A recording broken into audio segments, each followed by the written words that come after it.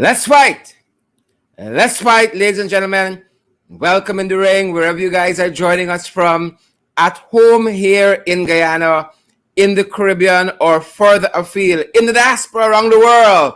Welcome in the ring, ladies and gentlemen. And we know you would have surprised a couple of you coming on a bit early this evening, but we got lots to share with you guys tonight, and we got to get going. No time to waste this evening. Let's fight, folks. Let's fight. Let's fight. Let's fight. Welcome in the ring. Welcome, welcome, welcome, welcome in the ring to each and every one of you. We're really happy that you guys could join us. Welcome again. Welcome in the ring. Hope you guys have had a good weekend. Let's fight, folks. Let's fight. Let's fight.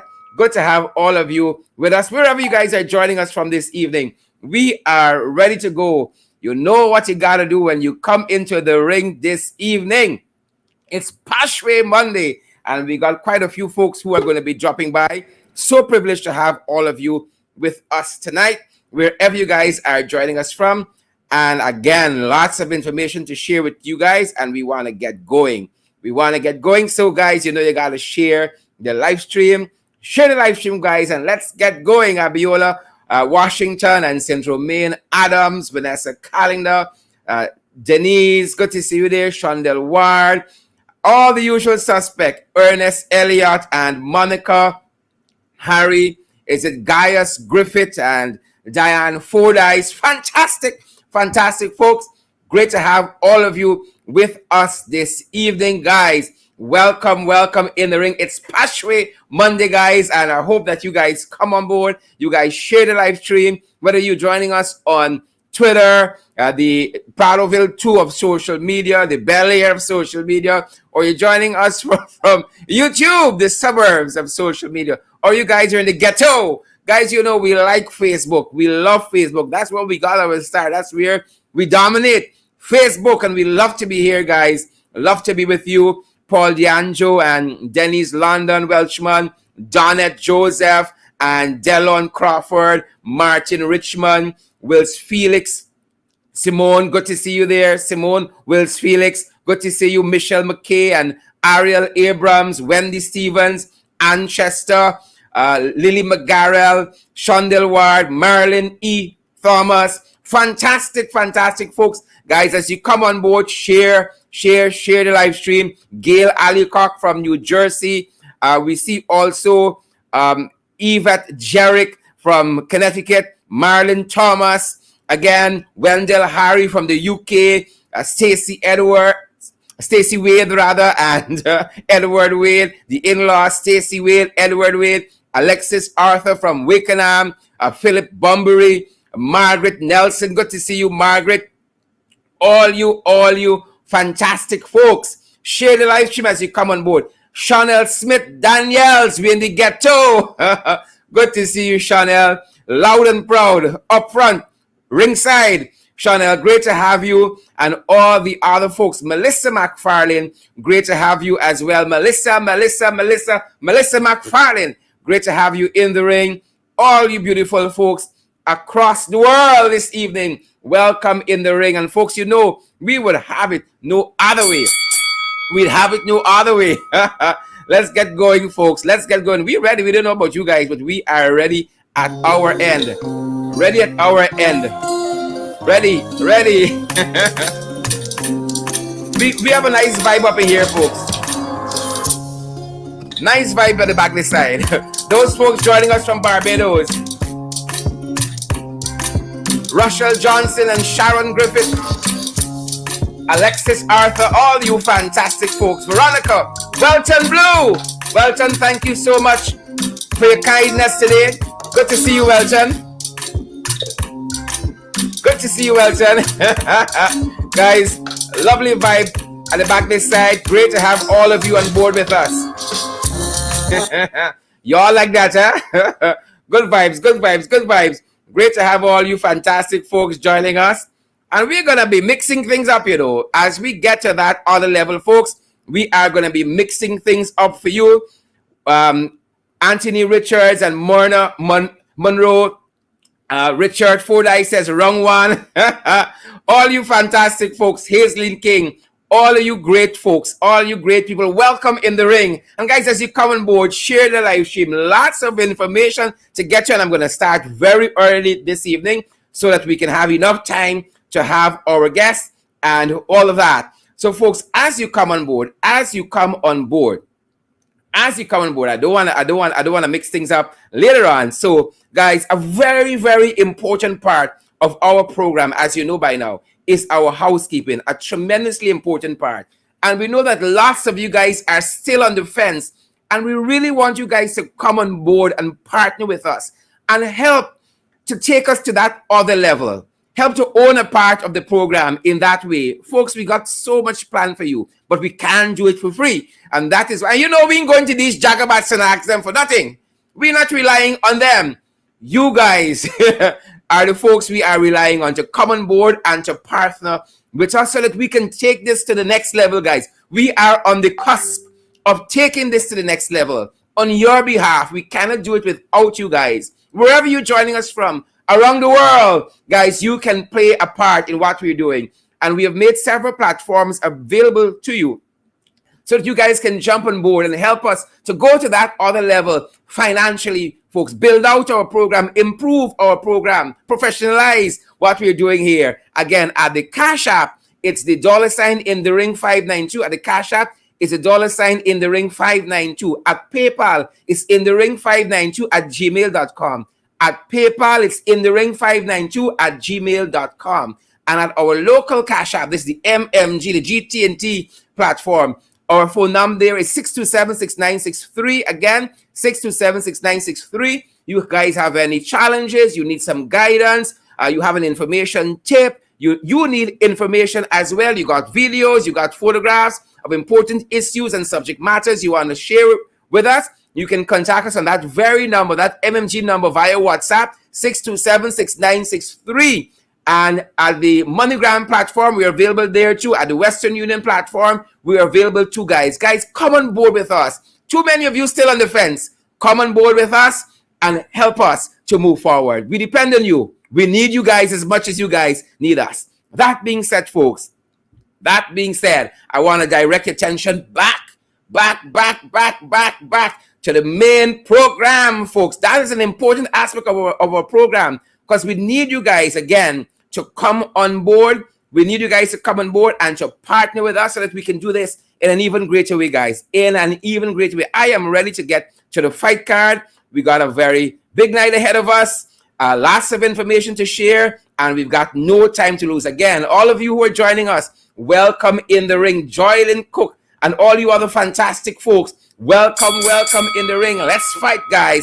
Let's fight. Paulette Thompson and Marsha Glasgow, Kesh Sharma, June Griffith, Dora Jackson Felician, oh my, Hazel Gibson, Paulette Thompson, fantastic folks. Paulette Hicks, all the Paulettes in the ring tonight. Good to have each and every one of you. Share the live stream wherever you guys are joining us from. I heard my dear friend and brother Kesadine telling me on social media just recently, that is what he was hearing. Share the live stream.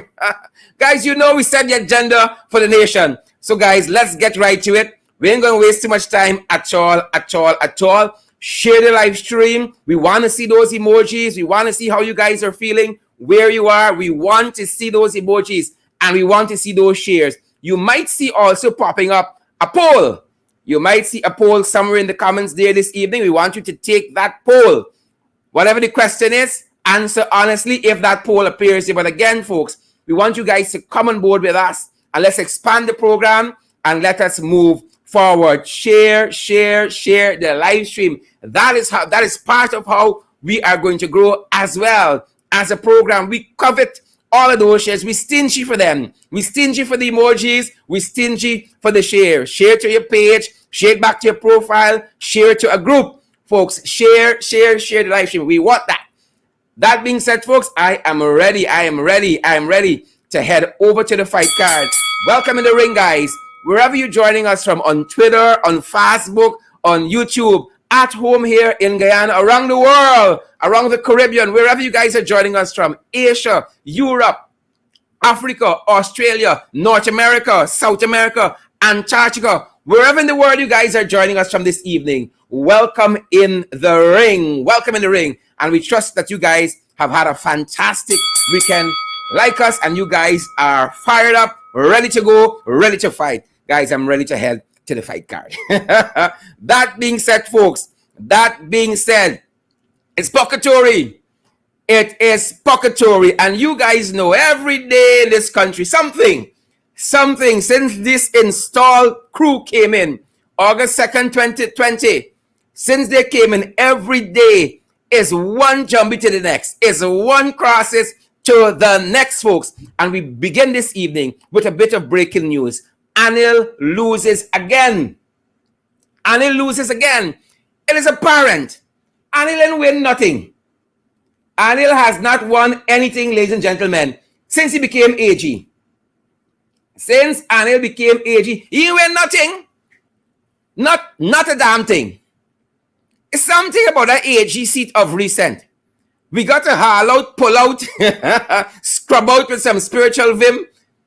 We got to gyrate that seat. Something about that seat. Anil win nothing since he became AG. And today, he continued on his losing streak yet again, ladies and gentlemen, as the High Court ruled that the government amendments to the Fiscal Management and Accountability Act is unconstitutional. Now, those constitutional agencies, like the judiciary, for instance, prepared its own budget and submitted it directly to Parliament. Soon as these guys came in, they changed all of that. They want these agencies to report as subject minister. So, for instance, the judiciary would have to submit its budget to the Attorney General. You understand what we're saying? That is how they try to control the judiciary and other constitutional agencies. Well, the High Court wasn't having it. And the High Court said to Anil, don't come wrong, we funny with that. And so Anil lost yet another case today. And we're going to shed some more light on this win for Roysdale Ford and his team, his magnificent team. We're going to talk a little bit about this later on in our program. But yet again, ladies and gentlemen, at home here in Guyana and around the world, Anil lost again. So he's racking up quite a losing streak as Attorney General. And as I told you, we're going to circle back to that a little later on in the program. Lots of you talk about the SOPs. Lots of you want to see SOPs. Even though time seems to have overtaken this issue about SOP, but we get SOPs for y'all. A whole truckload of SOPs turned up at the High Court. A whole truckload of SOPs and SORs. So if y'all want SOPs, y'all can turn up that too.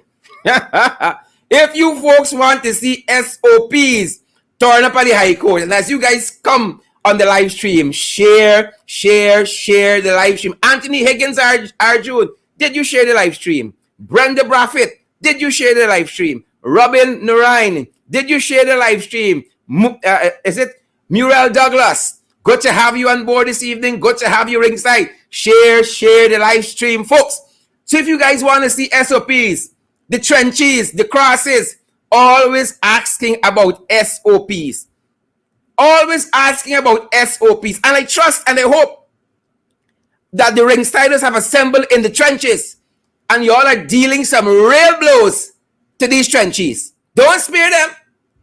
So if the trenches want SOPs, they got a whole truckload of SOPs and SORs by the High Court, or rather by the Magistrate Court there in Brickdam. So if y'all want SOPs, strangely enough, we see this judicial system at times operating in certain funny ways.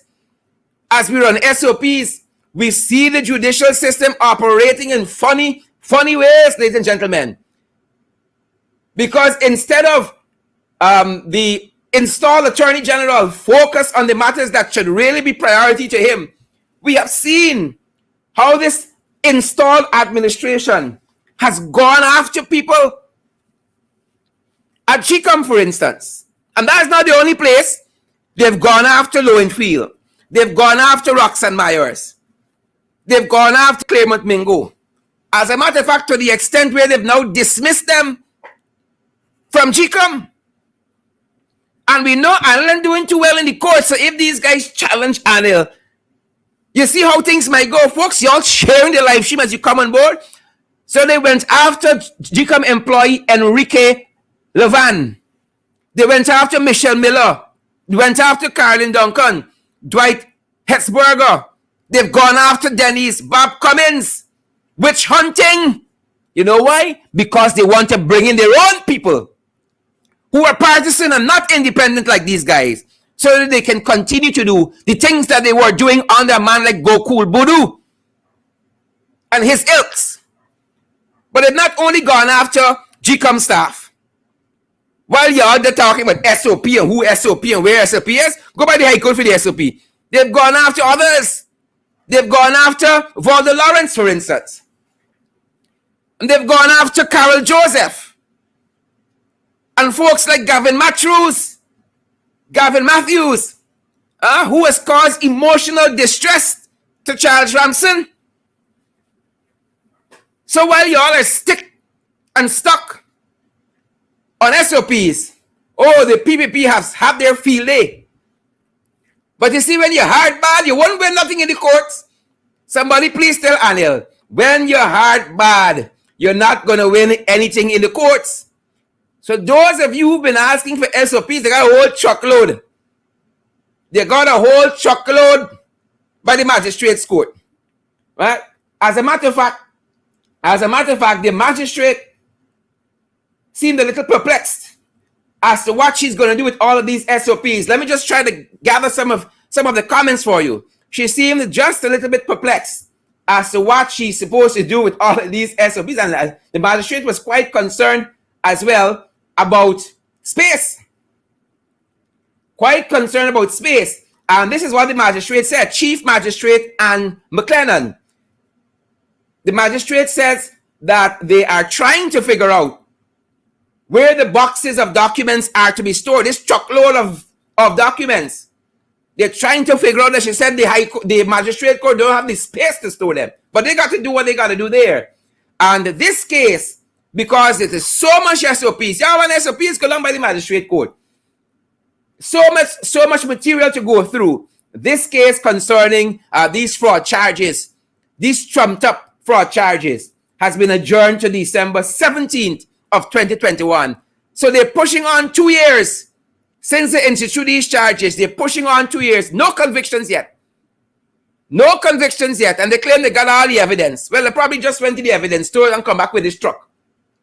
This truck of SOPs. So again, folks, the matter has been adjourned to December 17th. But last night we did good. Enjoy we Sunday evening, and boom. And folks, it hit us. Boom. We thought it was an earthquake. We didn't know, folks. We didn't know it was people playing table tennis by State House. We didn't know that. Folks, y'all sharing this live stream. Share the live stream. So folks were playing some table tennis at State House. Ladies and gentlemen. Table tennis. Oh, yes. My Lord, how far we have fallen. Oh, how the mighty have fallen. How the mighty have fallen. Ladies and gentlemen, table tennis at State House. They ain't got no place else they could play. No place else. Now, this space here that these guys choose to play table tennis is almost a sacred space. And again, I say, this is where the nation's business is transacted. Important occasions, the nation is addressed from this space, the sanctity of this space. And in that whole big compound here, for them couldn't find any place else to put a table tennis. Couldn't find any place else. And if I say Irfan behave like if he from Tiger Bay or the ghetto, it's to do the ghetto and Tiger Bay a disservice. So Irfan kick off his slippers. You see the flagpole to the left? Look onto the flagpole. Irfan kick off his slippers. Push the flagpoles to the back. Push the nation's rostrum to the back. This is the spot that I saw Irfan introduce Santoki to the nation. Press conference here. Press conferences between visiting dignitaries and this installed president are held in this space. But you see, when you don't get things, you don't work for things. You don't work and sweat for things. You can treat it anyhow. So they fling the flags one side. Fling the rostrum one side and blasphemy. Right? Irfan playing table tennis. And we're advised. We are reliably advised that the figure in the picture with Irfan, the person in the picture with Irfan,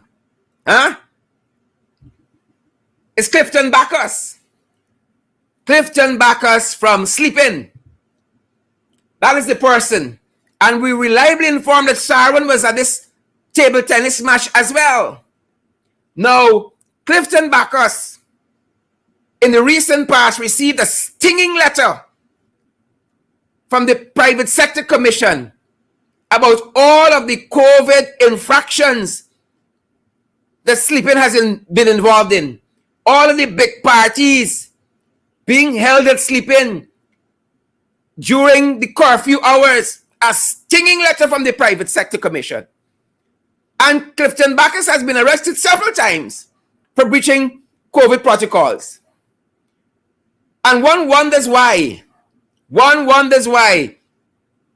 Right, that the real penalties have been eluding Clifton Bacchus. One wonders why. So here is the installed head of state Irfan Ali, slipper one side, flagpole one side, rostrum one side, playing table tennis with Clifton Bacchus. You play your table tennis any place else you want to play, but you understand why Irfan is performing how he's performing on the world stage? When he should be at home practicing the pronunciation of reparative justice. He playing games. You could tell Irfan was one of them people at Iflot University who used to be at the back of the class making airplanes when the lecture is going on. He used to be making airplanes at the back of the class. You can tell. That being said, ladies and gentlemen, as we hasten on, well, look what this other installed one said recently. You all know we got a co-presidency and a puppet presidency. A co-presidency and a puppet presidency. But look what this one said recently now. Y'all installed vice president. Oh, the breakdown fires possible domestic terrorism. The breakdown fire is possibly domestic terrorism. Well, I thought they said that they picked up this gentleman.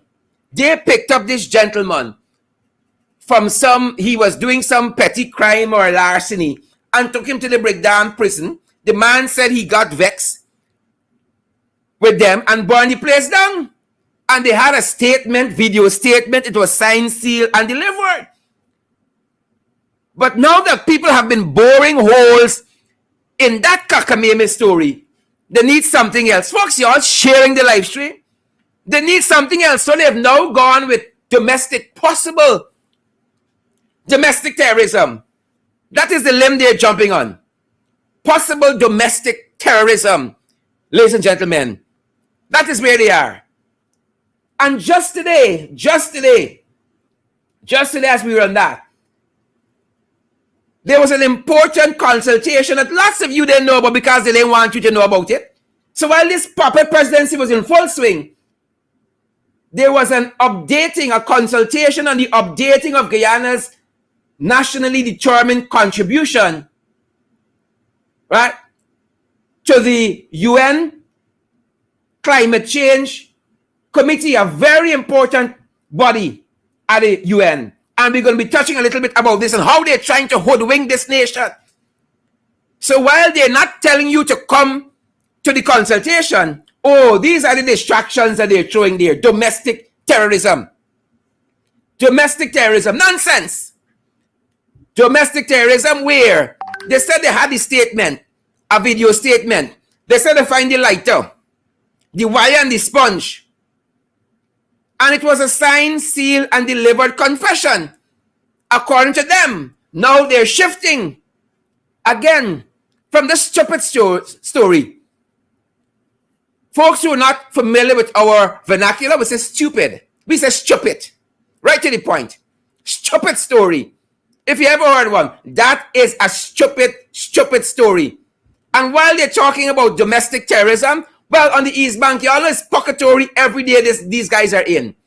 Purgatory.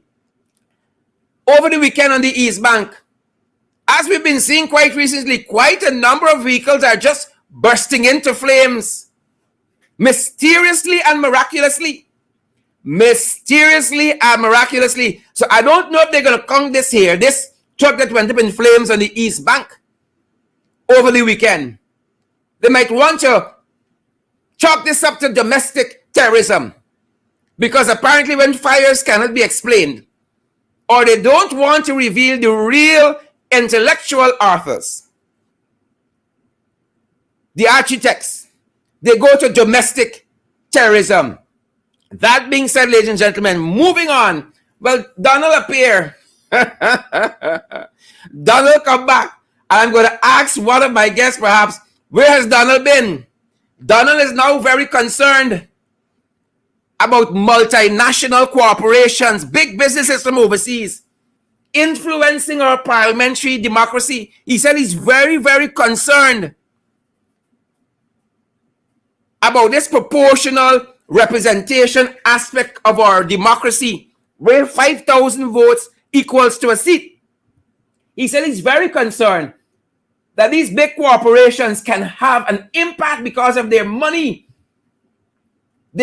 power on what is happening in the National Assembly. Quite strange.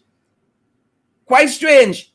He said he's concerned that the majority in future elections, about majorities in future elections under the proportional representation system. He went on to note that since 1992 general elections right up to 2020 general elections, political parties are mushrooming. You mind that. But it's these big businesses, well, you can't get it in bacon cake. He said this is a very dangerous situation for us. Because he said these big businesses, right, can push out their majority and push them into a minority. But it wasn't the big businesses in 2015, it was AFC bringing that no confidence vote that make you a minority. And hold on, another one coming. Hold on, Donald. Hold on. So wherever you wake up from, hold on. You either go back to sleep or you hold on. More thing there.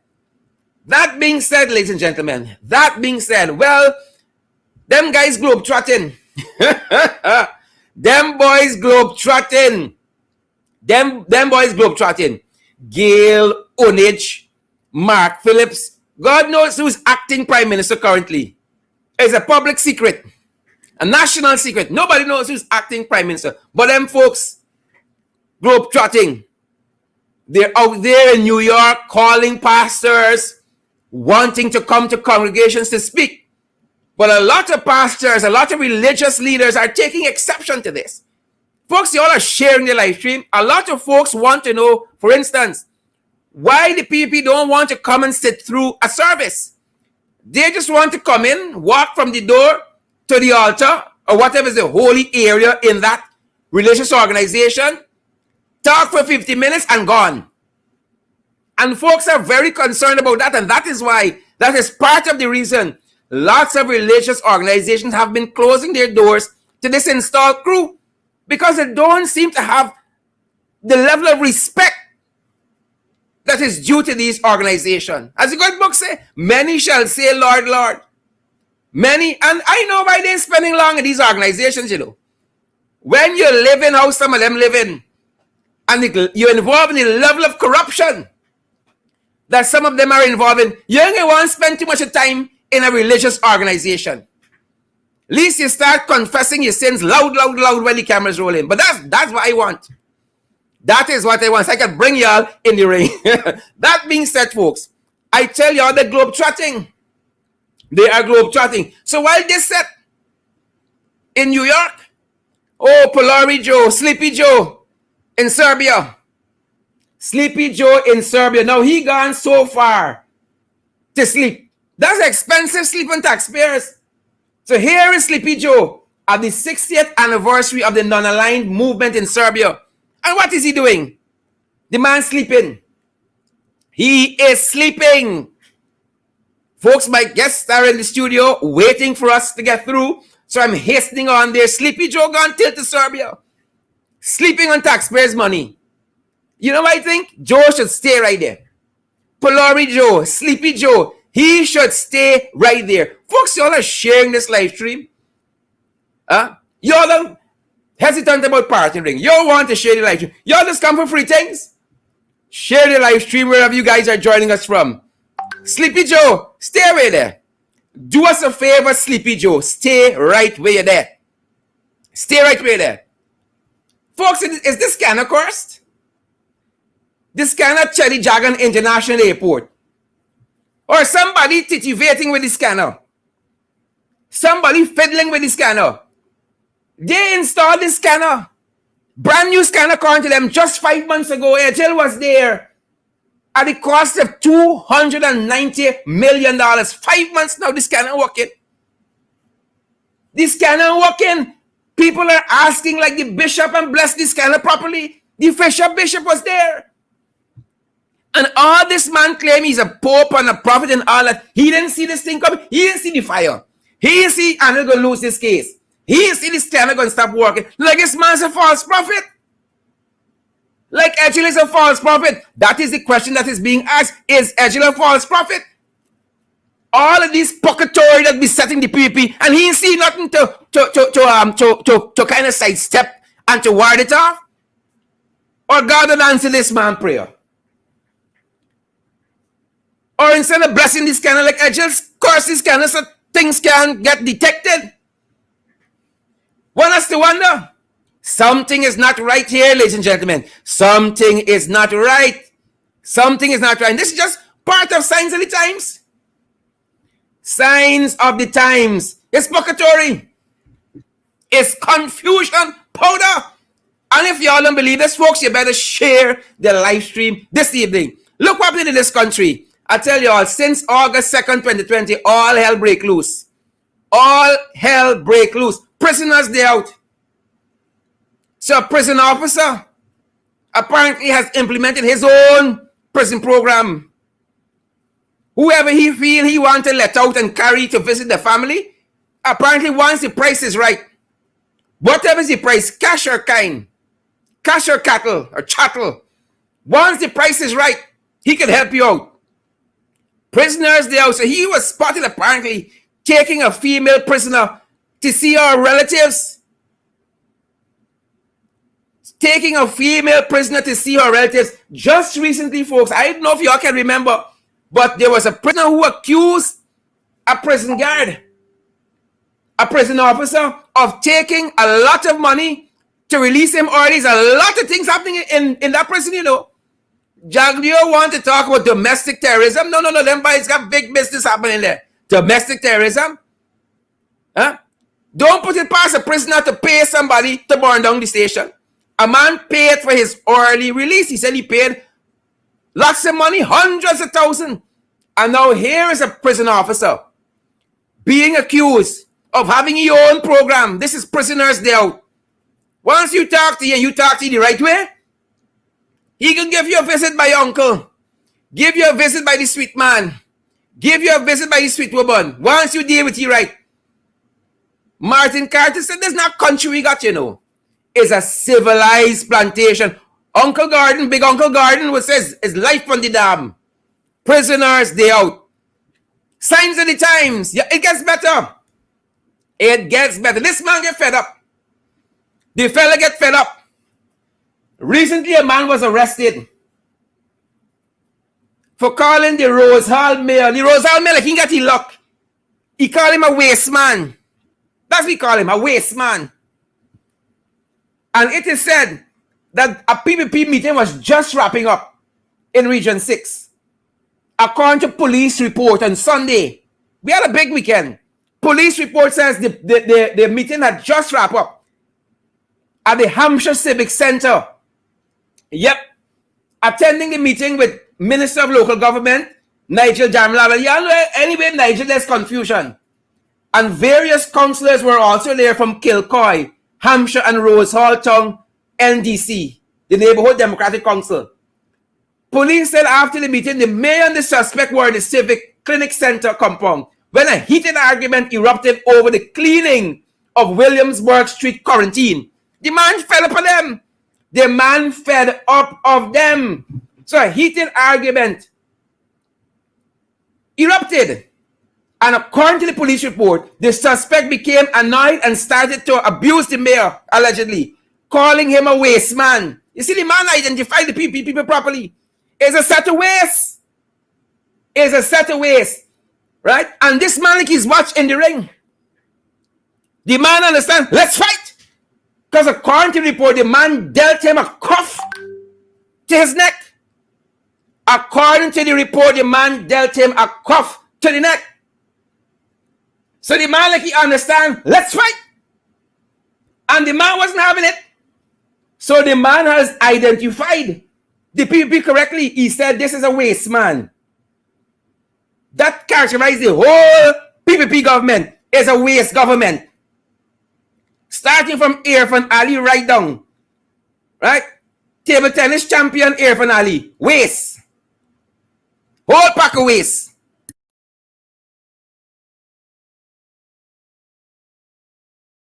Y'all know there's waste. Y'all know I ain't lying upon them. The people tired of them, they are waste. So while that has been happening, oh, signs of the times. Signs of the times, ladies and gentlemen. While that has been happening, no rest in Barbies. We're picking up a report that indicates that 3 teenage boys have been abused by a 38-year-old gentleman. 3 teenage boys. And I'm hastening to my guess. 3 teenage boys. And according to this report, ladies and gentlemen, a 38-year-old man in Barbies. A 38-year-old man in Barbies is in police custody for allegedly raping 3 teenage boys. Police said that the man allegedly raped the 3 boys aged 15, 16, and 17 during the course of August 2020 right up to October 8th. And we're picking this story up out of Guyana's time. So we're taking it with a pinch of salt because y'all know how they operate. A pinch of salt. According to the victims, the suspect is known to them personally. According to the victims, he is known to them personally. And they would often get permission from their parents to go to his house to do chores. On several occasions, separately, the victims were threatened at knife point. Oh my, they were threatened at knife point on several occasions. They were threatened by the suspect, who then committed the acts on them against their will. It's become a sick country. And I tell you, I given you the date as August 2nd, 2020. It's a sick country. Folks, quite an interesting photograph we saw recently. Photo of the day. Quite an interesting photograph we saw circulating on social media. Quite an interesting photograph. The fellow in the middle is a Guyanese boxer called Elton Dari. The man to the left is Mr. Sheriff himself of Sheriff Taxi, Sheriff Medical Service, Sheriff Everything, Sheriff Ambulance, Sheriff Security Service. And then we have a man who's familiar or notorious, infamous in Guyana, Ed Ahmad. You remember Jagdio's friend Ed Ahmad? Yep. So we saw this lovely photograph and we said, what a team. If we could be a fly on the wall, we'd have the information for you in the ring. So here is Elton Dari, our own Guyanese boxer, Mr. Sheriff himself, and Ed Ahmad. My. And folks, that's our photograph of the day. PPP come back. Moving on quickly. The PPP come back. And y'all know they come back. Every day y'all seen the pocketory. They have come back. Right? And their failures are gleaming. Y'all see what happened at Gaisuko? Gaisuko ain't going nowhere. Gaisuko ain't going no place. No place and in a hurry. And I'm going to be talking to my guest about this. We have shown here on this very program 7,500 cane workers, sugar workers, are to receive 250,000 Guyana dollars. And we saw quite recently, ladies and gentlemen, quite recently, them saying that they will be transitioning some of them into oil and gas. Training, all of a sudden, these are the same people who said they're opening back the sugar estates to rehire all of these people because the APNU AFC didn't have it right. Our right sizing wasn't right. And as we get into this very quickly, look what Starbuck News said just over the weekend about these jagabats. Just over the weekend in this editorial. Yesterday, Starbuck News said, after he had spoken, this is Jagdio at Skeldon recently, it would be clear to many that Mr. Jagdio was telling the former Skeldon workers that there was not much hope of a return to the way things at the estate were. There would probably be some shifting. There would probably be a shifting of some of its assets to other areas, and workers had to begin preparing themselves for other occupations, such as the oil and gas industry. Folks, y'all know this thing ain't going no place. The sugar industry ain't going no place, ladies and gentlemen. Starbuck News went on, and this is very, very important. What Starbuck News said, it's very, very important. Here's what Starbuck News said next. Ladies and gentlemen, here is what that editorial said next about these fraudulent installed PPP. Starbuck News went on to say that at some point, instead of wasting resources and leading people on, the government has to confront reality that Skeldon was a colossal public sector failure. At some point, that's what the paper said. The government has to confront the reality that Skeldon was a colossal failure, one that should invoke some caution in the multitude of big-ticket projects being presently embarked upon. And as I talk about that, ladies and gentlemen, as we talk about that, remember early on, Jagdio said that they will now embark on training sugar workers for the oil and gas industry, which means they end up opening back all of them sugar estates. And we have done quite a bit of training under the APNU AFC government, as well as we were transitioning sugar workers back to the formal economy. I just want to point out a couple. We didn't do plenty, and for some people, we didn't do nothing at all. So here's a couple of the things that we did. And of course, we don't trust them to ever highlight them. After all, it's the installed PPP. So the APNU AFC, for instance, part of what we did for sugar workers, retraining sugar workers for opportunities.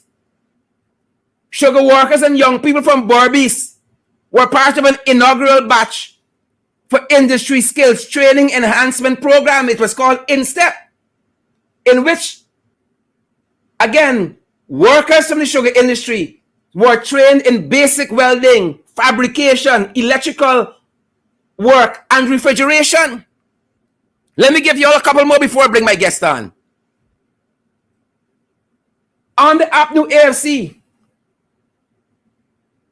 workers from the sugar industry, again, right? They were trained in this area, oil and gas as well, in which graduates were employed at the Guyana Shore Base Inc.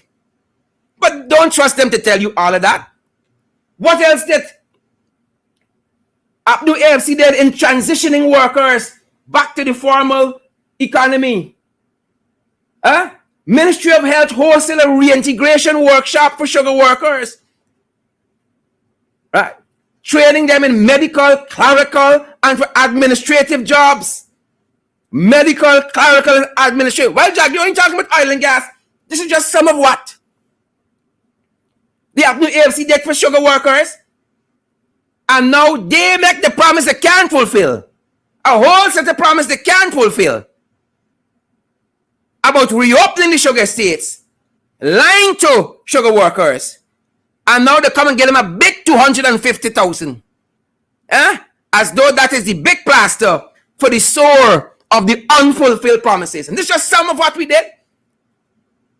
Just some of what we did, ladies and gentlemen. I have two of my guests in studio with me, and I want to welcome them to the program this evening. I am privileged. I am very, very privileged to have Mr. Khemraj Ramjattan with me, a senior counsel in his own right, and Amanza Walton-Desir. A very good night to you, Sherrod. And Welcome. You're roaring like Tyson Fury. Some of them saying you're getting wilder. No, you're knocking out the Wilders. Fury. Guys, glad to be on your show this evening.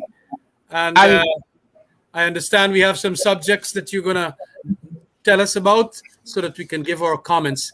yes. Hi, Amanza. How are you doing? Hey, Khemraj, how now? It's good to see you. Yeah. I was over in America. Yes. And I asked all of them that, felt that my visa got taken away to come and have a drink with me. I didn't see them turn up. All these jagbats, Khemraj, let's start at that recent win in the High Court.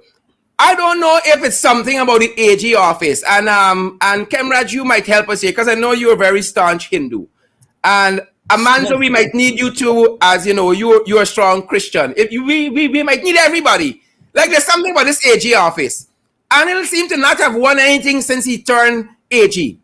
So we had that case that was handed down, that verdict, that decision that was handed down in the High Court just this afternoon concerning the constitutional agencies that had their financial independence taken away by the installed PPPC administration. Khemraj, you talk so eloquently all the time about the breaking down and the dismantling of the guardrails of democracy. And so the court ruled that the government's amendment to the Fiscal and the Fiscal Management and Accountability Act were unconstitutional. That's not an easy word, unconstitutional. Well, we were saying that a long time ago. Remember, right upon taking office in 2015, the Alliance for Change and APNU members who had about 6 years prior to that, 2015, had made big arguments that we must, give teeth to Article 222, which says that there must be financial autonomy granted to these bodies called the judiciary and the various human rights commission, gender rights commission, and so on. And although the Constitution had provided for it in Article 222, a new provision during that very robust constitutional process, the PPP never wanted to implement that arrangement of financial autonomy to these very important constitutional entities. So we had a big debate about it. I remember Carl Greenwich dealing with the matter extensively. I spoke, and a number of other people on our behalf, Raphael and so on, spoke. And after we came out of office, the PPP did one of the first dismantling of that which we had overhauled by giving the financial autonomy to these institutions, by amending the Fiscal Management and Accountability Act.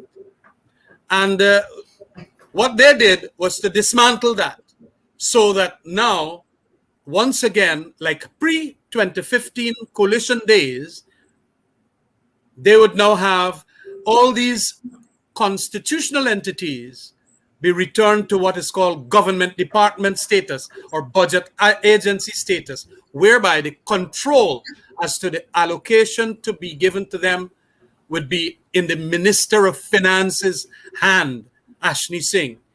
Control freakism all over again. And what we saw here, by virtue of the extensive research and mastery over this constitutional provision by Roysdale Ford, senior counsel, was to influence, by virtue of his arguments, that that was wholly unconstitutional when they now degutted these constitutional entities of the financial autonomy that is supposed to be there by virtue of Article 222. So that is the whole point of this thing. And I am so happy. I have to congratulate Roysdale, a good friend of mine, and indicate to him, keep the good work going. Because a lot of people don't understand that these legal issues take up a lot of effort, take up a lot of research, a lot of case law that you got to go and study. And of course, when you would have heard the propaganda czar that is called Mr. Garrulous, I call him Mr. Garrulous, the Attorney General, you would get the impression that there is no argument against the amendments they made to break down these guardrails. He made a very preposterous argument that by giving back Ashni Singh, the Minister of Finance, the control over constitutional entities and their financial arrangements, that was expanding their independence. Well, there is nothing like financial autonomy to these bodies that will expand it. That is what expanded it, and that is what we agreed to. And the PPP members that supported Article 222 since 2001, when we passed that amendment, they agreed that financial autonomy of these constitutional entities ought to be an entrenched thing. And so I am very glad that he won the case. I am very glad that Justice Harnan ruled that it is unconstitutional to take away and degut the power of these constitutional entities. And for that reason, I think there is a little restoration here of the guardrails of democracy, a rehabilitation of it now that it was broken early in the PPP's administration after 2020. Mansa, there's been such an affront again, not only in terms of what we're seeing in the commercial area of our country by the PPP, but also the National Assembly, the parliamentary front. We saw what happened with Onij Waldron. We knew that she was a dual citizen. She came to the National Assembly, swore on the Bible, said otherwise, and it took the Chief Justice to tell us that indeed that she had lied to the nation and that she was a dual citizen and could not sit in the National Assembly. We saw the case with the parliamentary secretaries as well, that the Chief Justice says that they were illegal in the National Assembly. There was another case, the gravamen of it is slipping me now, that was brought by Ganesh that was handed down. The judgment was handed down recently, that the judge only said the only thing that was wrong with the substance of the case was that it was overtaken by time. And then we see this case, and there have been others. What is happening here? Why this affront to the by the PPP, and they aren't winning anything in the court system? Well, Sharon, this is because the PPP, by their nature, have no regard for the Constitution. They pay lip service to democracy, and so this is how they operate. They continue to behave as if democracy, as I said, is an event called elections and not a process demonstrated by how you govern by how you run the country daily. That's right. And so this is why they behave in the way that they behave. And so we are quite happy today with the court ruling. I anticipate that the Attorney General may wish to appeal, and I would hope that the issue of a stay is not a matter that the judge would consider, particularly because we are in the process of preparing for the 2022 budgetary allocations. And so the only danger there is that the agencies will be independent and be able to determine what their financial needs are. And so I think a stay at this time could be deleterious to the democratic process and the parliamentary process. And so I hope that is not granted. And so what we're continuing to see, I hope, is reestablishment of the democratic norms that we in the AP and UFC sought to establish by perfecting these constitutional provisions. As Khemraj rightly noted, this is something that ought to have been done some time ago. And I was appalled sitting in the National Assembly to hear Anil Nandlal criticize President Granger for divesting himself of this power and returning it to and vesting it in the authorities in which it rightfully belongs. And so these guys are not interested in democracy. Anil believes that he can stand up with fancy words and confound people. But I think today, for a number of reasons, they're the ones that are being confounded. And Guyanese are beginning to see them for who they truly are, from their broken promises as it relates to sugar, from them masquerading as if they are the guardians of democracy. We're beginning to see, and Guyanese people are beginning to see, that these guys are not serious about running our country. They're interested in being in enriching a handful of themselves and their cronies, and that is that. I just want to make this additional point here, Sherrod. Go ahead. Go ahead. A lot of people might not understand that what the constitutional provision originally did was to take away the financial matters in relation to these constitutional entities from the ministerial control and to give it to the National Assembly. And so, like the judiciary, Chancellor Carl Singh would bring his budget that he wants to run his judiciary for the year. So if he asks for $1 billion, we in the National Assembly would normally have to go and rigorously scrutinize that for the purposes of, what it is that, and generally you would have the National Assembly agreeing to that. Whereas what the PPP's amendments did was to take it away from the National Assembly and put it back into the Ministry of Finance. And that is what was wrong about it. Of course, there was the argument that was made that, Ashni Singh and Anil Nandala was making the argument, but, they could ask for any set of money and we got to grant them. But the constitutional provision we made, I was also part of that. We said that it must be in accordance with the best practices of accounting practices and so on. So you just can't 1 year ask for $1 billion and next year you're going to ask for $2 billion. You got to show us the increases and a whole lot of other things. But what Ashni and them did when they got control of this thing since 2001 to 2015 was that they did not, like say, the judges wanted to go on conferences to do continuing legal education and to, go and buy books and all of that. What you got to do when Ashni's in control is that you got to go and beg him for some money to buy books, Archibald, and the reports and so on. And so they control the thing. And that is what we tried to get away from. And we did it, voluntarily. In 2015, because that is what the Constitution says. So I am glad, very much glad. I just wanted to explain that to members listening to the program. Thanks very much, Khemraj. Amanza and Khemraj, it seems as though the facade, the gloves are off where Jack Dio is concerned in terms of him being at the helm, installed, albeit the facade is off, the veil has been lifted, the mask has fallen down. And we almost saw through the course of the day this kind of a secret consultation, Amanza, on a very, very important issue, which was the updating of our country's nationally determined contribution for the UNFCCC. Now, that big, long acronym, Amanza, you got the brain to kind of break that down for folks.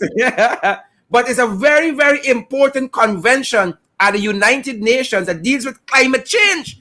No, he wants to have it in cake and bake. He wants to be champion of the earth, right? Which deals with the green economy. But then he wants to deal with all of this kind of heavy oil and petroleum and all of that. So he is aiming to get some kind of like a Nobel Prize for a green economy. But he wants a Nobel Prize for oil too. Mansa, talk to us about this consultation and what happened and why this is important to Guyanese.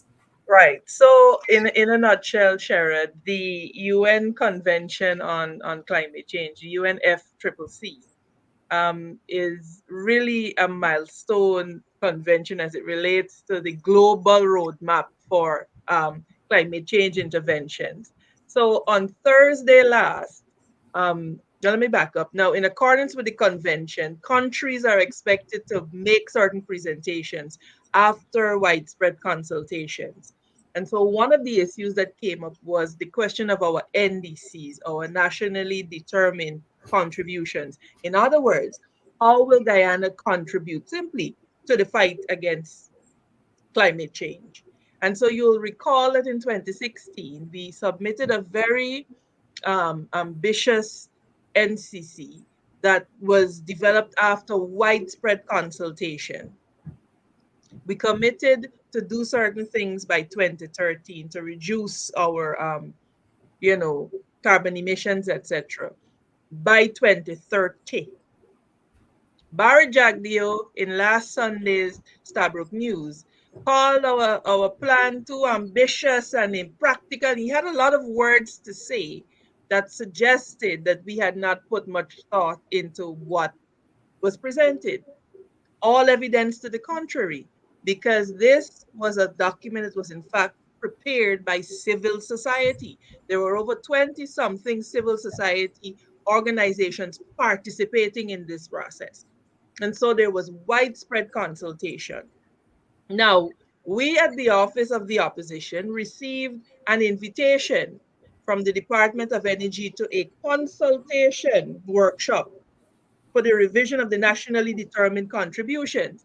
Now, you recall that Bharat Jagdeo had indicated that he would be moving our commitment from 2030 to Mm-hmm. 2050.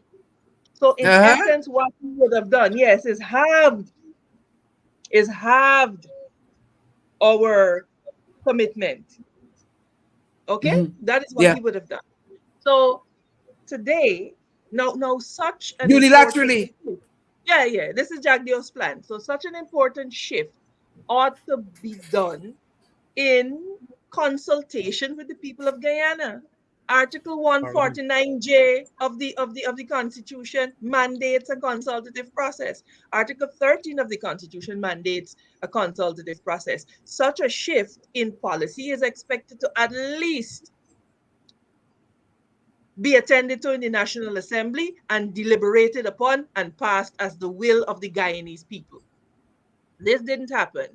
Now, the Conference of Parties is in October, 31st of October this year in Glasgow. And so what happened is that the Office of the President set up a sham of a consultation today and invited us as the opposition. Well, I do not believe that they thought that we would attend. But not only did we attend, myself and MP Sarah Buhali, we attended. And when the opportunity presented itself, we read a statement. And I do not think the vice president was happy after Yeah. we finished the Yeah. statement Yeah.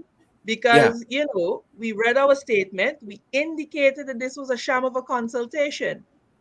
How are you taking such a decision on behalf of the people of Guyana? You have not even publicly advertised this consultation. You invite a select few. Yeah. And so we said to him very clearly, we're not going to support this. And we have dispatched a statement on this matter. And we have Yeah. notified the international community that this is not the will of the Guyanese people. Yeah. And he was sitting right there and he was quite upset because, Barjagda is not used to anybody, being very forthright with him. Yeah. And so we today said that we were serving notice on all and sundry that this is not the will of the Guyanese people. Having a select few people in a room to tick a box to go to Glasgow to say that you consulted will not suffice. And so Yeah. I think we made it clear to him today. I was told he almost burst a gasket when we left, but that's his business. This is the environment, and the Constitution of Guyana says that in these matters there has to be a participatory approach Yeah. to this thing. Jagdeo can mash up the environment and invest in heavy pollution industries and believe that we just have to go along. I heard him say that, oh, he's about making money for Guyana.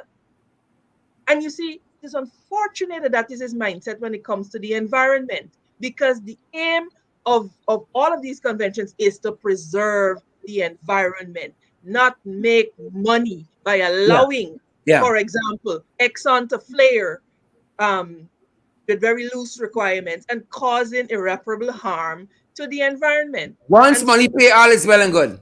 this is his posture, and it is not Yeah. acceptable because it is us and our children and our children's children that will have to live in a polluted Guyana Yeah. while he and his friends make off like bandits.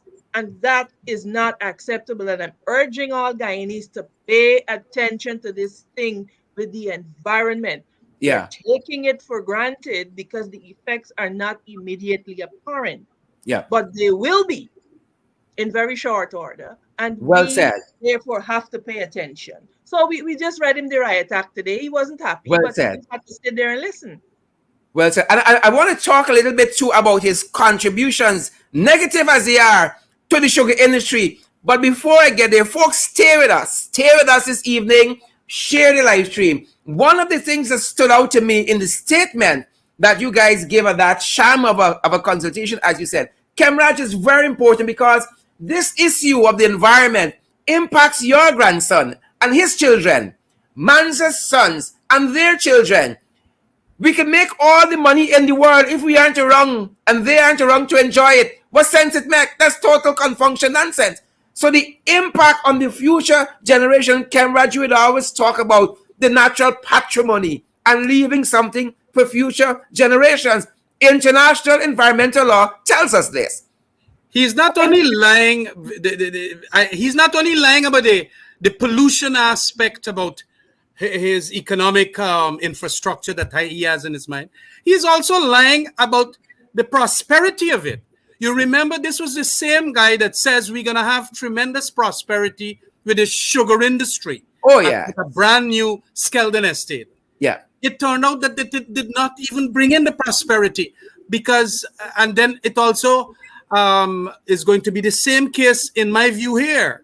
So we're going to suffer a double whammy. Yeah. That we are going to get a very polluted economic infrastructure and industrial climate, as it were, in Guyana by virtue of his thinking, and also environmentally hazardous projects all over the place, just like the mangrove and so on.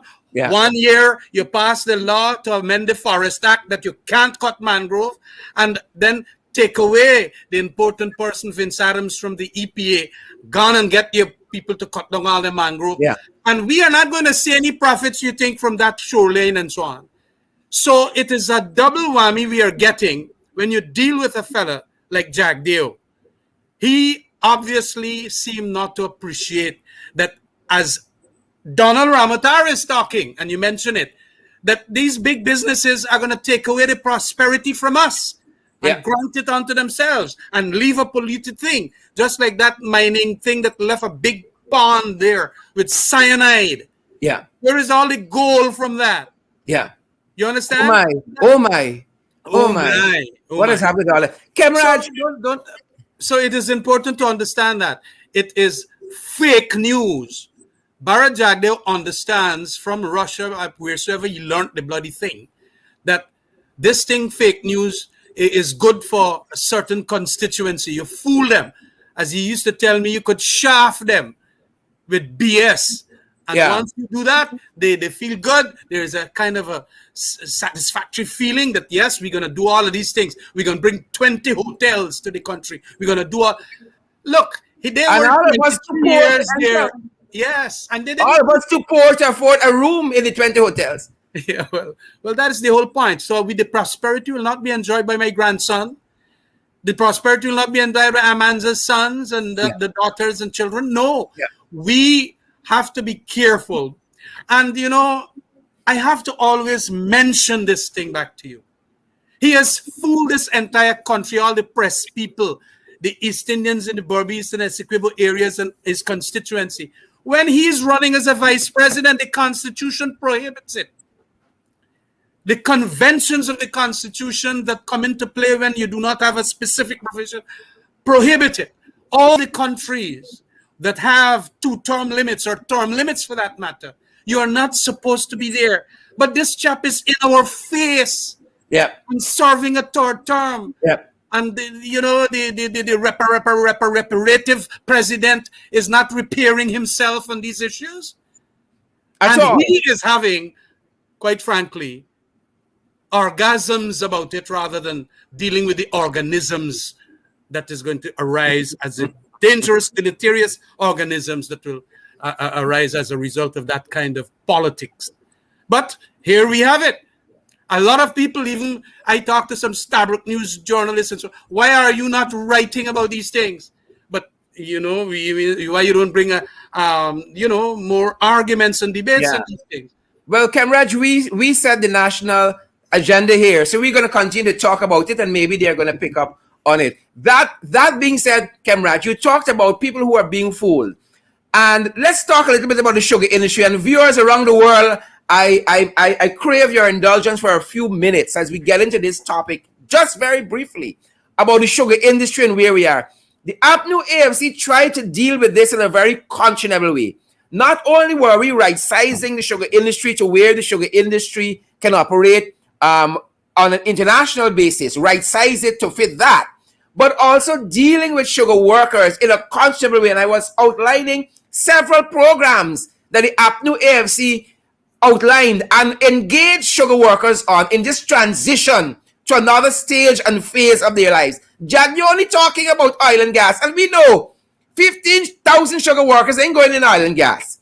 We had several programs, and I was going to outline more than 15 of them. I think I touched on 3 or 4 that APNU AFC engaged on.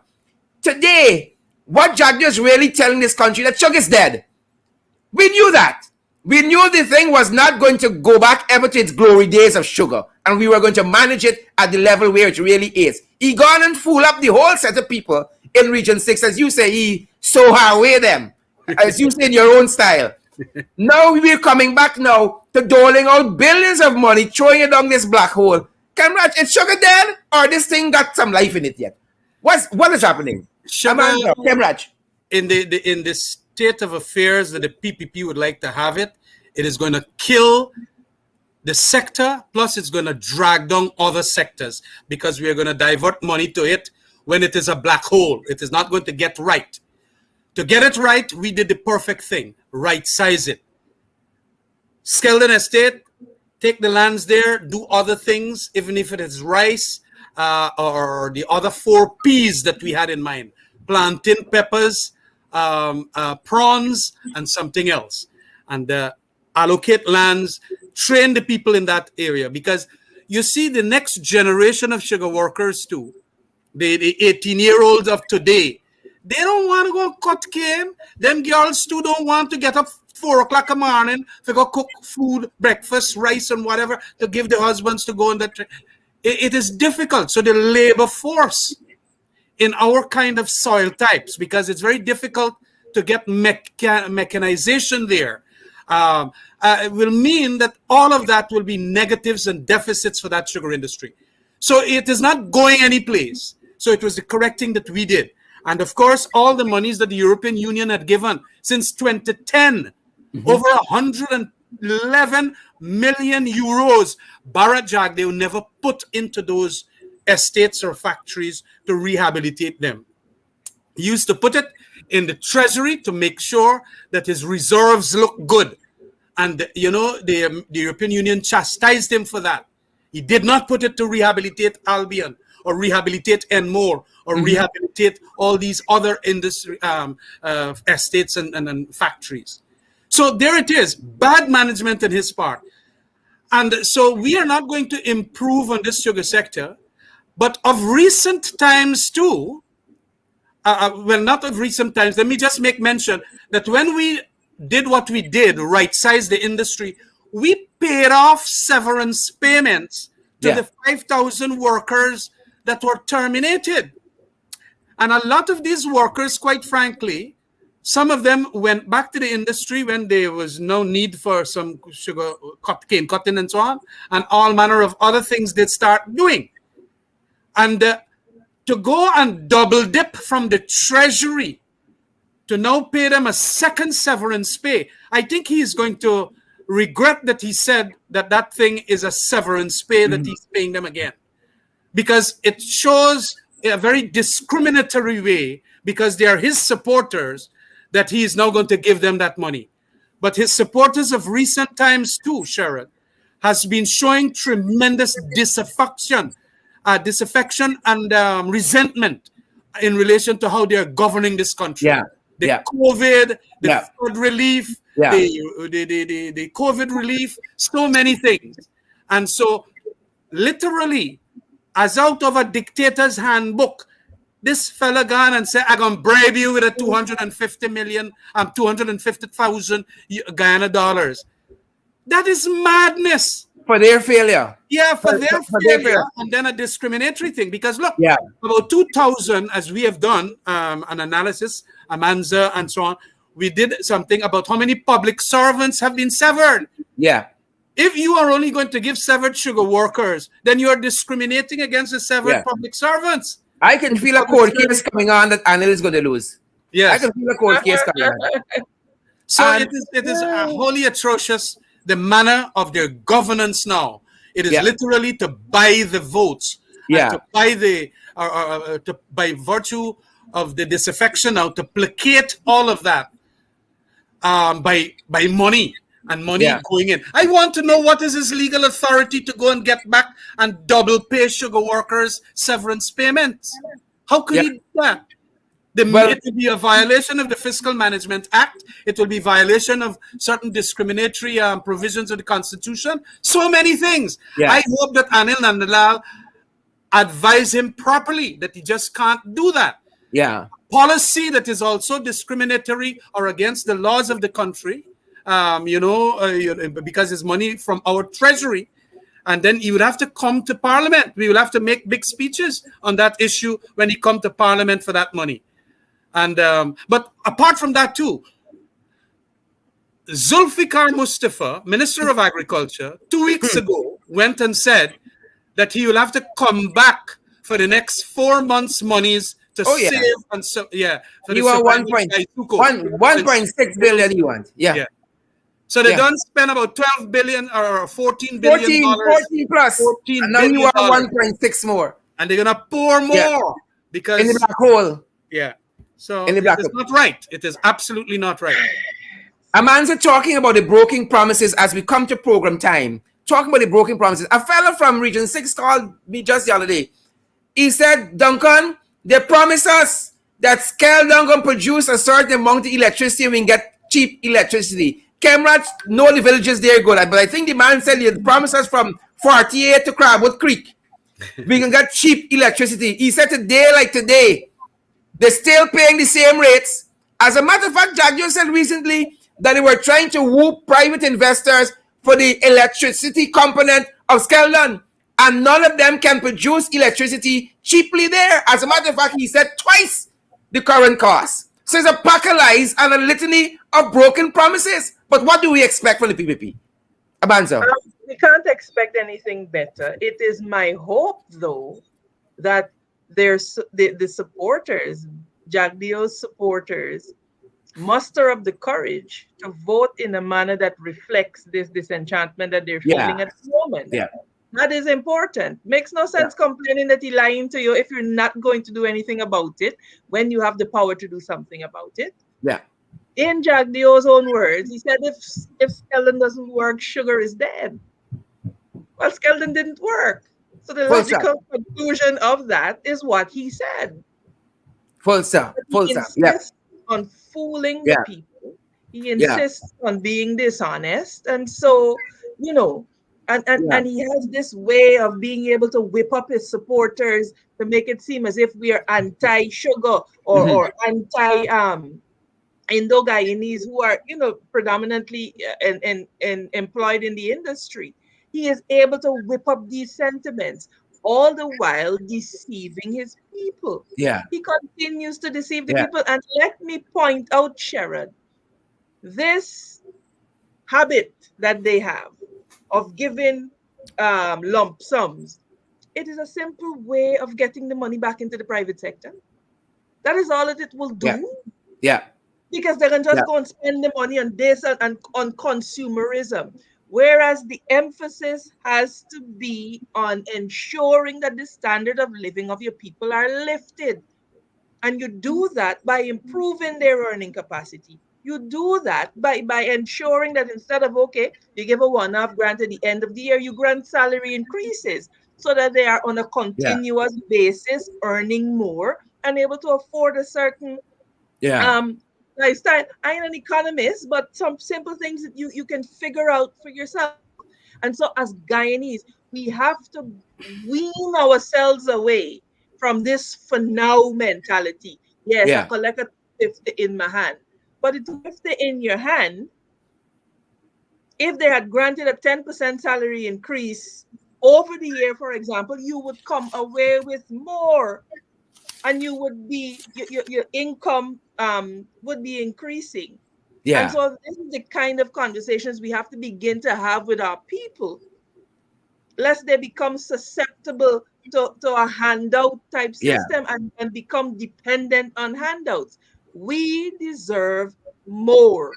As Guyanese, we deserve better. We deserve to be able to live and to be able to earn and to make an honest living. Yeah.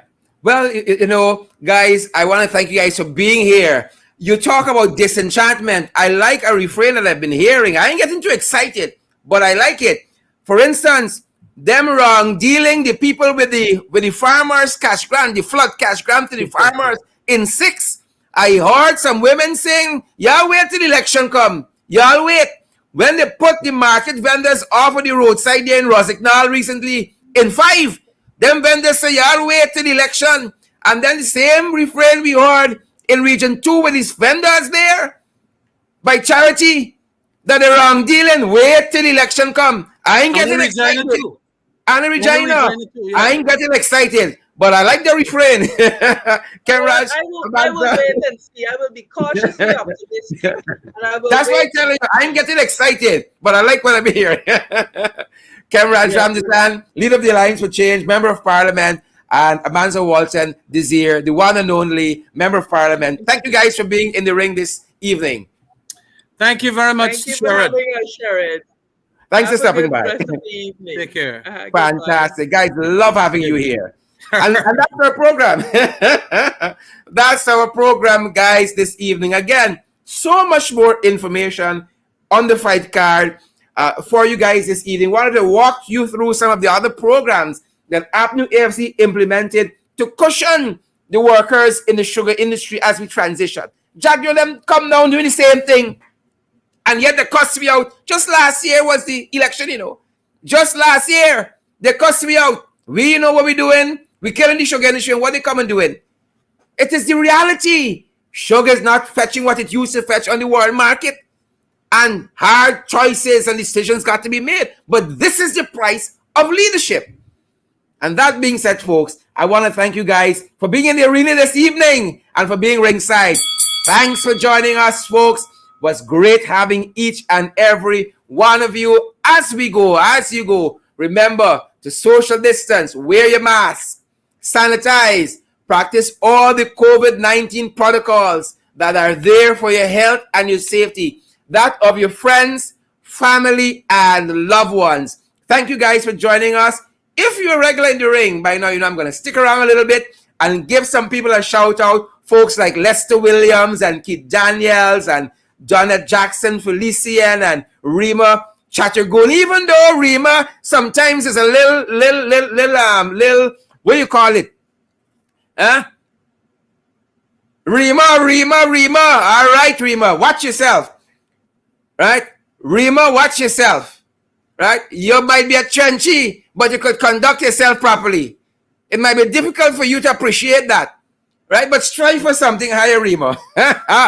Brian and all you other fantastic folks, thanks for being in the ring. Onessa Wardine, Amanda Daniels, Dion, Ayana, Bibi Sandy Ford, plenty names, Orwin Don Cook. Folks, thank you for being in the ring. And with that said, folks, too many of y'all coming, enjoying this thing night after night for free, while we need your help. And so unashamedly, I'm going to make my plug for you guys to partner with us. We need you guys. We cannot do this on our own, guys. We love doing this. We're passionate about doing it. We like bringing the issues to you in the ring, where our thoughts and ideas compete and are distilled. But we cannot do it alone. That's why we've kept inviting you guys to come on board and to partner with us. Share the live stream. We want to see those emojis as well. Share the live stream. But let's move past that. as well. Come on board and partner with us. We have several platforms available to you to be able to subscribe to our program in a financial way. And we say, come on board with us and partner on a monthly basis, $5, 10, 15, 20 US dollars. Folks, we're on the cusp. I tell you, the cusp of going to that next level, and we need each and every one of you on board. We need you guys. We ain't buying big fancy car and building big house. We're building this program. We want a fancy program for you guys because we're powered by you. And so at the Cash App platform is a $ in the ring 592. At the Cash App platform is a $ in the ring 592. And on PayPal, it's in the ring 592 at gmail.com. That's our email address there. PayPal in the ring 592 at gmail.com. At the MMG, that's the Guyanese Cash App. MMG, our number there is 627-6963. 627-6963. You have any concerns, you need guidance, you have an information tip, you got photographs, you got videos you want to share with us guys, that's the number to WhatsApp us from, in 627-6963. And we're on the traditional platforms as well. We are available on MoneyGram. We are available at Western Union. Again, you need any guidance, WhatsApp us at 627-6963. Thank you for spending this time with us, folks. It has been our privilege having each and every one of you. Folks like Mark Carr and Wernella Griffith, Bernadette Wernella Garnett, Joylyn Cook, Jermaine Osborne, and Angela McDonald, Paul DeAndro, Kim Walker, all you fantastic folks there. It's our privilege having each and every one of you in the ring. Guys, we do not take this responsibility lightly at all. We do not take it lightly, the responsibility of setting the agenda, political and otherwise, for this nation. We do not take it lightly at all, folks, at all. And we really appreciate you guys coming by every night and spending this time with us.